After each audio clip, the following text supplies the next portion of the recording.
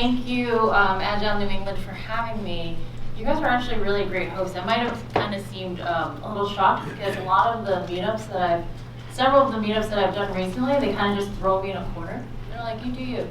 So this is a really great group, and I just love that when Rich was saying who's Agile New England or what is Agile New England, that's you, because I come from Scrum.org, which is a community-based organization. So tonight I'm going to be talking to you about something called evidence-based management, EBM, and I'll give you a little bit of background on it. So I'm from Scrum.org. Anybody here familiar with Scrum.org?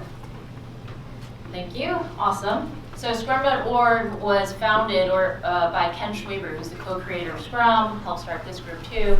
And about 6 years ago, he and our buddies, we grabbed coffee and cake and all the things that Chris Schwaber doesn't allow him to eat, that's what we do. But we go, we work and have ideas like this. So about 6 years ago, so I've been at Scrum.org for a while, we were talking about something called Sipp, Continuous Improvement Framework. That did not take off because people were not really sure what it meant to say, hey, how could we use Scrum to continuously improve the organization? So when we were developing that, there were different parts of it that we were looking at. And then it came to a piece of, well, if we're thinking really about trying to transform an organization, and we're thinking about inspection and adaptation, how do we actually inspect? And how do we actually adapt? So they said, what would be the evidence of that? How do we know any of this Agile stuff works? What would be the evidence that we would look at? So that's kind of the genesis of where this came from. It also came from, on top of that, when the scaling conversation became really big, and a lot of people were throwing money, a lot of companies were throwing money blindly into this scaling stuff. And we said, well, how would you know you're going the right way that you want to? How are you actually moving in the direction of delivering value, right? So that's what I'm going to be talking about a little bit today. I'm going to make it really interactive. So I'm going to be, I have some flip charts, we have some cards. I've been spending all day making these cards. You're going to see them. Please give them back to me. Or you can buy them from me. No, I'm just kidding. No, really, I need them back because we spent all day making them. You'll see them. They're not perfect. They're really badly done, but at least they're done, right? So we're going to be doing that. We have some mic runners. So if you have questions, please raise your hands. And also, I'm going to be asking you guys questions. Again, we're going to make this interactive. So let's get started. Enabling agility with evidence-based management, or putting the why back into your Scrum, right? So we're doing all these things. How many of you at your organizations are using Scrum or working with clients using Scrum? How many of you are in the middle or approaching an Agile transformation? Less than I thought. But it's still scary, right? This whole notion of transformation. We're going to transform, like the person that, like when you go through social media or these commercials and they show you this person who used to be really, really big, and then all of a sudden they've transformed into this really buff person. That's this notion of transformation that we have that does not do justice to what really it means to become more agile, right? Because what we're thinking about, we see this before and after, and we don't know all the steps that go on in between. A lot of organizations, they think agile transformation, we're transformed and that's it. And that's what we're trying to do. We're trying to put the why in why we're trying to become more agile, all right? So Rich already did a great introduction. I'm the product owner of our enterprise solutions at Scrum.org. That means I think about the great things that we have at the team level. What can we do at the enterprise, the organization level to enable those things? What are the impediments? So right now I'm talking about evidence-based management. We're thinking about scaling. I'm looking at portfolio management, all those different things in terms of organizational design. So lots of stuff going on there. I have a book called The Nexus Framework for Scaling Scrum. So the Nexus Framework is out there. Jerry reminded me that I could donate one, so I will be donating one for you guys to raffle off next time. I'm also a mentor for underserved youth, so Scrum.org, improving the profession of software delivery. That's really great. I'd like to start with young people, so I work with a lot of young people to enable them and think about what they can do. I'm an OB person. I might look younger than I am. I'm also Chinese American, so I started out in finance. So I have a very corporate background. And I actually moved to France, and I was running a tech startup, and that's where I said, wow, life can be really different. And that's when this Agile stuff came up, because my back was against the wall, and haven't changed ever since. Couldn't go back. All right? Marketing, improving the profession of software delivery, more marketing. Here we have some courses.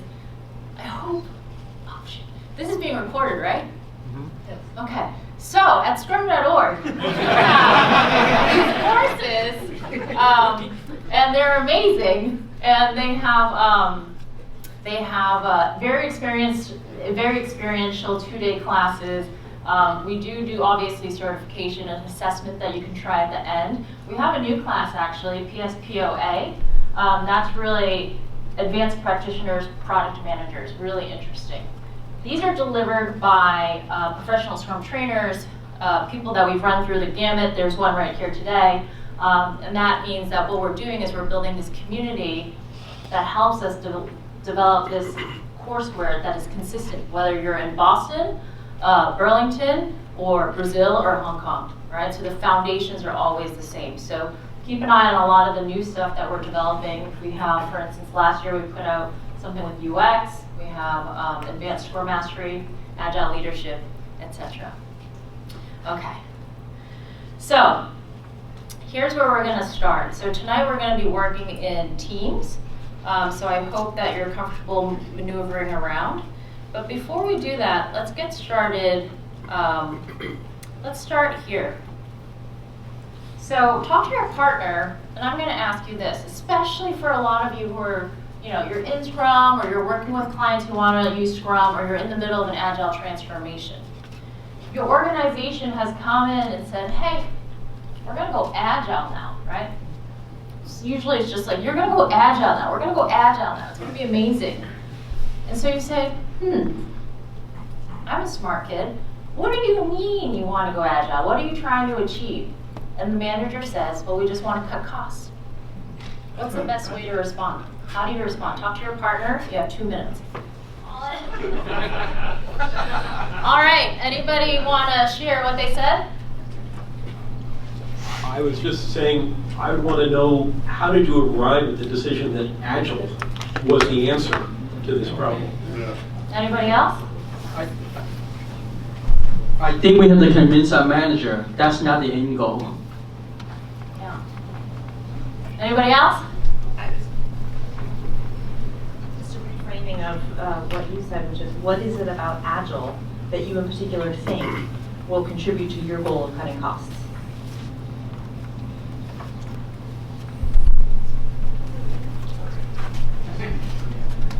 I'm going to give this back to you. Why do you want to cut costs?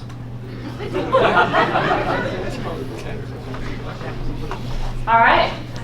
A couple more? So I actually had this happen probably 2 years ago, and what I did is I opened up AgileManifesto.org or whatever it is, and I just asked, let's read it together. And at a certain point of reading it, most of the way through, lights came on, and so I didn't really have to say a lot more. That's good. That, I think you're really lucky though. You have some street cred to do that, right? One more, last one. Yeah, so cutting costs may be a side benefit of Agile, but it's not what you should be trying to maximize. Thank you. All right. So we say why? Why are you thinking about this? Why Agile, right? Usually they don't know what Agile is. In a very general sense, I'm going to say that. Agile is trendy, there's something out there, we've got to do this, we're going to do Scrum Bomb, we hear all DevOps, we hear about all these things, right? So after further discussion, cutting costs isn't the real goal, we know that. The real goal is that I want to get more for my money, right? So how is this different? Why is this a different conversation, and what do you say now? How would you respond now? You've asked the 5 whys, why? Actually, I'm just trying to get more for my money. Okay, what do you say now? To increase value. Who said that? What's value? Getting more for your dollar. Getting more development productivity. More products in front of the customer's hand. Smaller pieces, but more quickly, so it helps business gain more quickly. Yep, so having them really think about those different things. Okay, so the reason I think that we always talk in terms of output, just stuff like costs, just stuff like story points and all those things that we can measure, is because when we talk about these agile things, those are the measurements that we can track easily, right? So we can track them easily, things like this. What we can do easily as a traditional organization is assign costs to them. So you'll start looking at, of course you're looking at speed and you're looking at story points and all those things, but they're going to assign, for instance, how much does Agile cost me? How much do all these things do? And so you're stuck in this area of talking to people in terms of like points and we're doing great points. We've got 50 points and last time we only got 10 points and next time we're going to get 1,000 points and all that stuff. And they're just saying, oh, okay, and then we're assigning costs and that same shit, different day, right? That's all that is. So what we want to do is turn that conversation to value. So how do we start to think about measurement in terms of value? Well, let's remember, like we were thinking about, what is the real idea around agility and Scrum? So we have Scrum, we have the pillars of Scrum, transparency, inspection, adaptation, and empiricism. And we rant about that. I find that a lot of the times I'm working with consultants, they'll get really into the events and artifacts and all these things. But a lot of times what we forget is we're forgetting to think about the outcomes of Scrum and Agile, right? So we're thinking about business value, like you guys said, decreasing non-value, added waste, and managing risk. Huge thing. Managing risk right now is really, really, really huge. I am working with a lot of clients who have a lot of risk. And the stuff we're building today in 5 years will also have a lot of risk. So how do we keep an eye on that, right? So these things that a lot of executives and managers have to think about and that we as an organization should be aware of. So a lot of times we define value, if you've seen any of our professional Scrum product owner courses, we talk about value being money, benefit to the society. If you're a nonprofit, we're talking about customer happiness, how do we engage our customers. That's interesting. But really, how can we actually break that down so we can think about measuring, which is what I'm interested in exploring with you guys, all right? So the evidence-based management framework talks about the different areas of value that you're gonna look at and how you can measure that. Think about those goals that managers might be setting. So here's the next exercise. But what I'm gonna ask you guys to do now is to team yourselves up. It might be easier to turn around rather than work this way, into groups of 5 or less. Can you do that for me?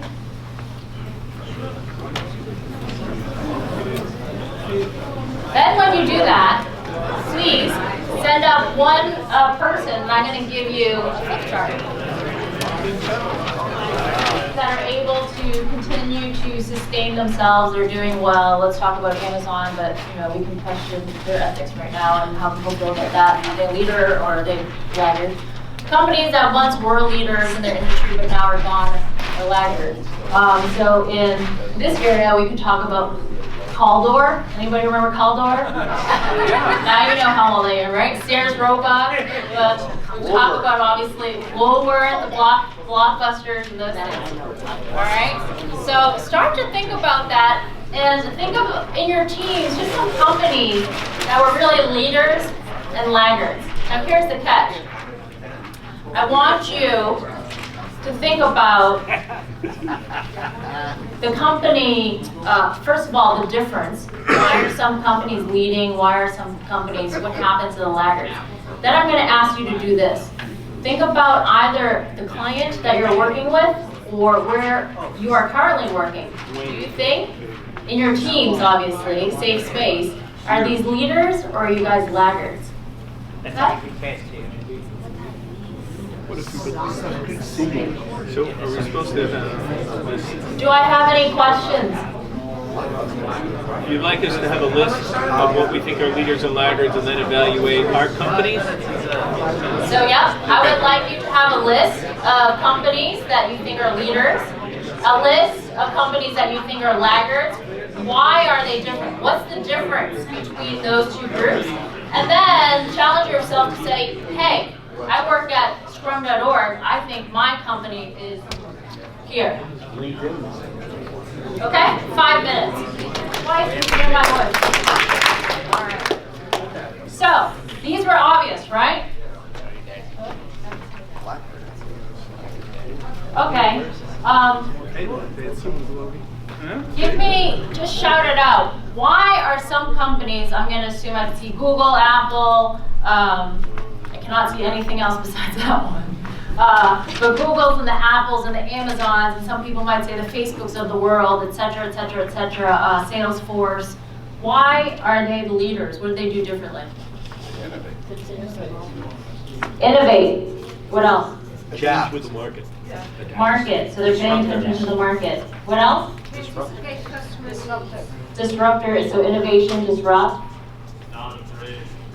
They take risks. Customer focus. Customers, they're courageous. Be diversified. They're thinking about They're market makers and not market followers. market followers. They're market makers, like, generating the need, generating the desire for that particular product versus. Although we could talk about Uber and Lyft, right? So here's another interesting. Blockbuster created that market, right? Blockbuster is interesting because Netflix was doing the same thing, but Blockbuster was looking at only the metrics. And they said, we make so much money on late returns, we're going to stay here. Right? I used to pay those fees. That's what happened. Ha ha, Blockbuster. Okay, what happened to the laggards? What were the laggards not doing? Not responding, not staying tuned with the market. Old school. Inertia. Not market, inertia, old school, Didn't reinvest. not reinvesting. Reinvesting in what? Innovation. I mean, that's what it is. Innovation, okay. Stagnant. Money, right? So just focus on one area. Egotistical. Egos, Didn't those see kind the of things, future right? coming. Didn't look at it. All right. That's what this is. You said it. So when I think about business value and we're thinking about how do you sustain yourself as an organization, this is where it is, and I'll explain this very quickly. So we're looking at above the line, we're looking at the market. How do we look at current value? Where are we currently? Where are our customers? Where are our employees? What do we have here right now? How do we pay attention and measure that specifically? Unrealized value going toward the left. What is going out on outside our company? What are those things that we could pursue in the market, right? What are those new ideas? How do we think about risk? How do we think about how we could think about different ways to invest in our portfolio? And then when we're thinking about the market, can we actually do those things? What is our ability to innovate? How do we think about innovation? What's holding us back, right? And T to M is obviously time to market. So if we're able to innovate those things, actually, well, how long does it take us to even get anything done? Does that make sense? That's what you wrote up here, right? So when we think about value, we can start thinking about those different things.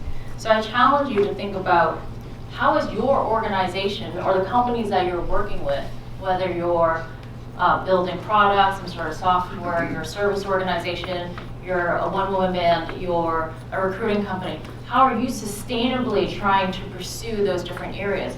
Someone said just thinking about money, right? You just think about money, you're here. That's what Blockbuster did. How do we think about these things holistically so that we can think about the goals that we're trying to achieve so that we continuously improve toward those goals? So it's not easy, but actually it's quite simple. Kind of like Scrum. Just a question. How many of you think that, because I'm being recorded, I'll say it this way. How many actually, I'll just say it this way. How many of you think that Scrum is in the leader column? Raise your hand. Scrum. Not Scrum.org, Scrum Framework. How many of you think that Scrum is in the laggard?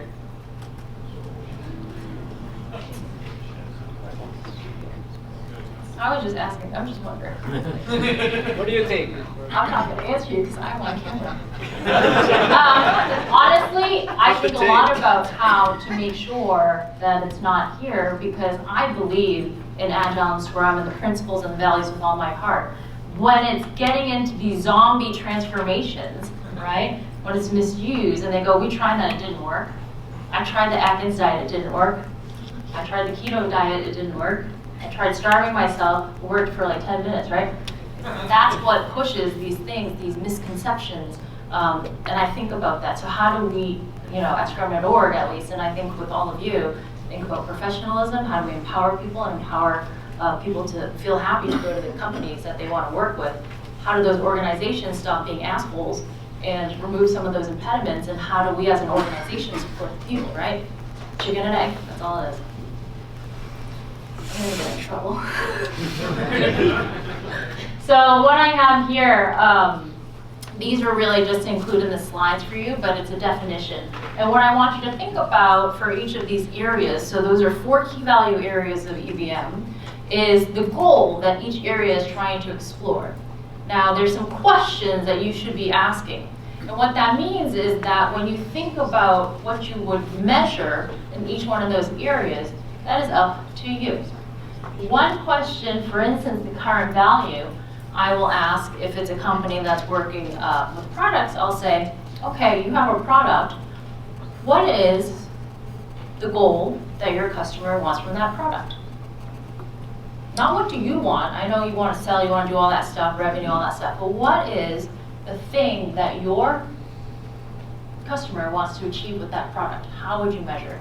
So that current value is going to be very particular to you, and it's going to be different for somebody else in another industry. All right? Unrealized value, like I said, it's the opportunity gap. What are the things that we can realize from a product over time or from our organization, right? So what are the things that we don't know that we could be exploring? When we start to think about goals in EBM, I encourage people to start here. What is that thing that I think that we could be trying to achieve? That's something that's unrealized. We don't know, right? Time to market, obviously, the goal is to minimize the amount of time. Lots of great ways that you can think about your time to market. You can measure, obviously, cycle time, but also in terms of doing value stream mapping, all those things that kind of expose how long things take. And then innovation is it's a great kicker. Thinking about how much time, for instance, what's holding us back from innovating, and what could we be doing that would help customers use the things that we're actually creating. So there's a lot of things here that you can examine that I walk into with customers and some of the PSGs, is we look at things here and we start to find a lot of companies that say, yeah, we're focused on innovation, we're throwing so much money. And then when you actually look and measure the amount of time that they're doing in supporting work, fixing technical debt, or actually innovating, it's completely different than what an executive budgeted for. So having that type of measurement really creates a great conversation. So these are all terrible graphics that we're just starting to develop because we're starting to really put the continuous improvement around it. But all I want to point out is when you think about a goal that a company or that you're trying to achieve in a product, how can you think of that goal, that unrealized value? And then what are some experiments that you want to try? Remember I brought up the pillars of Scrum. What can we actually try to do that so that we can try to continuously measure and go toward that goal? That goal might change, right? But I'm really driving people to think about goals right now because for some reason we don't. And it's really easy to say, I have to pound through these features. You're going to deliver this. You're going to, all the time and saying, wait, what is the goal? What is the goal of you going agile? That's what we started out with, right? So you think about those things, and you're going to be able to hopefully create a cadence of accountability so that we can work together. So when we talk about delivering value, I don't want to hear any longer about our agile transformation. I want to talk about how we're actually delivering more value for our customers and for our company, right? How we're sustaining ourselves, right? I don't know what it means to get really good at Agile, but at least tangibly, I can see that we're delivering some results. So we can have that same conversation. Okay, so let's try it out. We're going to start. I don't have any more flip chart paper. You're going to have to use the back of the one that you have. Is that okay? I'm a little command and control. You can tell, right? It's just in my nature. I'm sorry. All right. So here's the start of our case study. This is an excerpt from a workshop that I created for some companies that I talked to. So imagine we are working for a company named Global Car Rentals. We have a mission, which is to bring people together easier, like Uber, like Lyft, right? So we're a global car rental company, and what we're seeing is that our rental car company is getting eaten by the Ubers and Lyfts, right? I'm a business traveler. I don't rent cars anymore. I use Uber and Lyft.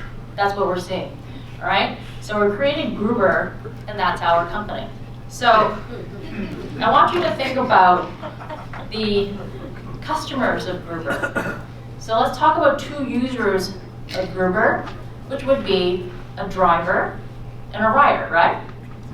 So I'm going to urge you in your teams to think about the driver and the rider. Here's an example of a persona, right? Just a really quick example. We have Alice. Alice, a little bit about her. She's glued to her cell phone. She's always connected, goes out with her group of friends, and she really values being a part of community. She really likes I encountered this group of Alices yesterday. I like my cell phone. I'm like a first-time user and everything. That's Alice, all right? And then maybe you have a rider, a driver, and his name is Travis. He wants to make extra cash. I don't know if he's doing it full-time or part-time, what he likes, if he has a family, if he's single, whatever he wants, but this is why he's using Gruber to make money, all right? So you have 2 drive riders, and it could be Alice, it could be anybody, but essentially, here's one type of persona. You might have a rider who's a business, whatever, all right? This side of the room, I'm going to ask you to quickly create one of these for the Alices. This side of the room, I'm going to ask you to quickly create a persona for Travis, okay? And I want you to think about a little bit about Travis, but really get into what are the goals, the outcomes that he wants for using this service? All right? 5 minutes. This is Alice. This is Travis. There is no right or wrong answers. Those are some examples. Now, when I can hear you. When you have a goal, right, you can start to think about these are the outcomes that my user wants, that my customer wants, right? Is that fair? And so when we say that, we can start to establish, this is what would make them happy. This is what would increase their current value, right? Up here. Okay. So we know this is why they use our service. These are the things that they want more of. And I can give you an example. I was working with a company who's a healthcare SaaS, and one of the things I asked them, their company, their customer was doctors for this product, and what they were doing was they were providing a service for them to do billing to get paid by insurance companies. I said, what is the #1 goal that your customer wants from your product? Well, they want to be able to minimize the amount of time it takes them to process a claim and maximize the amount of money they get back. Can you measure that? Can you track that? Oh yeah, we can. Right? So that's already in our system. So we can start to measure some of those things that are very specific to that company. All right, back to Travis and Alice. When we start to really think about and understand who and the goals of why we're doing something, why we're building things, we can start to have some hypotheses about why we're doing stuff, right? So hypothesis-driven delivery, we believe doing this, right? So we can start saying, here are the things that we're going to do for this persona, Travis or Alice, will achieve this outcome. That should be the goal that you have. And we'll know this is true when we see this measurement changing. So here's the thing. When we talk about empiricism, this is very important, this measurement bit. A lot of the times, in organizations, I've been a part of organizations that I work with, we just stop at, we believe doing this, right? We get a little bit better, we know who we're actually doing it for. We think we do. and why they want to do it, and then how we'll know, right? So really getting into, can we do this again and again and again and measure. So guess what? Now that you know who your Travis and Alice is, create in your teams one of these statements. So your goal was the outcome, the persona was Travis or Alice, and I want you to think about something you could build for them that might help them reach that outcome, and then tell me how you're going to measure it. So, for instance, Alice might really care about safety. Travis might really care about making money. All right, different things, whatever those goals that you have, what could you build? What kind of feature or product or something like that could you build to help them, and how would you measure that? Let's build that muscle, all right? I'll give you 4 minutes. We had some amazing ideas. Too bad there's 100 of us, and we don't have a lot of time. So we can start to think about, if this is a practice that might be interesting for you, can you articulate this in your life somehow? At work, could this be how you articulate your PBIs? Right? This didn't work out well, but I was working with a company and they said, we will now all write like this, our stories. So, oh no. So, ladies and gentlemen, your executive was so impressed by your idea, right? That feature that you built is amazing. So now she's like, you know what? I'm buying into this EBM stuff. The customer satisfaction, I can see that's low. Okay, so the employee sat's also low. But we just need more. We need more engagement. So I think the way to do that is just build new stuff. We got to get some new features, then the teams will be excited because they're building new things, and the customers will be happy because there's new things, right? I don't know if that sounds familiar, but it happens. Okay. So besides the fact that, what do you think? I've handed out to each team a pack of cards. Those cards, I'm going to ask you to please pack them back up and give them to me because I hope they make them. If you promise to give us the PDF. There are 23 cards in each pack, okay? And I want you to look at them. They're suggested measurements. Now, when you start to respond to her, when she's like, just give me a list of new features, you guys are so good at coming up with stuff, what would you start to look at? What measurements would you start to look at to have that conversation? So she knows that employee satisfaction has been low, customer satisfaction has also been low. She just said, you know what, let's just build out some new stuff. How would you have that conversation with her? What measures would you pull? I'll give you a few minutes to look those over if you have Measurements based on what we're looking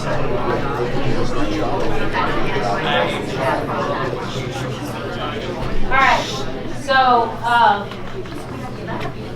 you guys may have different answers. You may have said, you know what, make sure we look at employee satisfaction, customer satisfaction. Maybe we're going to look at technical debt if we can actually deliver those things, whatever it is, right? So with the client, we have a coach who was looking at this exact problem. And it was an executive who said, let's just build more stuff. And they said, we have money, let's throw it there. Said, okay, hey, let's just look at your installed version index. How many people are actually using the version that they're on? And what they found was there were a small percentage of people, customers, who were using an old version. Very, very expensive to support. Very, very, very, very, very expensive to support. Said, instead of building new stuff, can we fix that up, move people so that they're all on the newest version? And we started saving the customer, I think, $10,000 a month, just from something like that, right? So it's little things. But the idea is, when you start to look at all those areas, right? I'm thinking that a bunch of you had cards from all different colors. And so again, that's really thinking about things holistically. So how do we think about improving one area, right? So this was saying we had a problem. There was a goal that that's my husband. If there was a goal that the executive wanted, but we wanted to improve that, where could we start to improve? And so it's really thinking about all these things holistically and not zooming in. You're going to solve problems, but as we start to get into that, again, the goals. Get into the goals, start talking to the teams about the goals, make those super transparent, make that something that we can engage and talk about. And there are different ways to look at that. We have different scoreboards and all these things that people talk about in 4 Disciplines of Execution, the book that you can read. But the thing that I really want to drive is, if you're talking about measurement, how are we starting to align our different goals together so that we can measure it, right? What would we actually measure to see if we're going toward those goals or away from those goals, so that we can start to have those conversations together? I'm going to leave you guys with some homework just because we're short on time. But think about these things, if these are relevant to even in your own life, if you're at your company, running your own business. But what would you want to introduce and why? Because remember, when you hone in on one metric like Blockbuster did, you're going to make a lot of money on those late sales. But think about holistically, what else does that affect, right? So when we think about measurement to have those conversations, let's do that. I know I have to end. I do have examples of dashboards and all those things and how we had conversations, how companies would measure different releases, how they would, different stories of what this looks like. But we do have a lot of case studies and webinars on Scrum.org that you can read about, right? So Net Health is the company that I talked about that had that billing product on their platform. What are experiments that they ran because of that? We have a guide called the Evidence-Based Management Guide. We're going to be doing an update on this for next year to really talk about goals and continuous improvement. The other thing is these cards, they're fun to play with. Remember, they're just suggestions. I am not selling them because I would gladly pay someone to produce them for me. But if you are interested in them, if you email me, so patricia.kong@scrum.org, or add me on LinkedIn, ding dong, Patricia Kong, okay? Patricia Kong. I will send you the PDF. All I did was laminate them and cut them with that thing. And then we are going to have a beta class, probably a 2-day class right now, workshop to go through this in March in Burlington.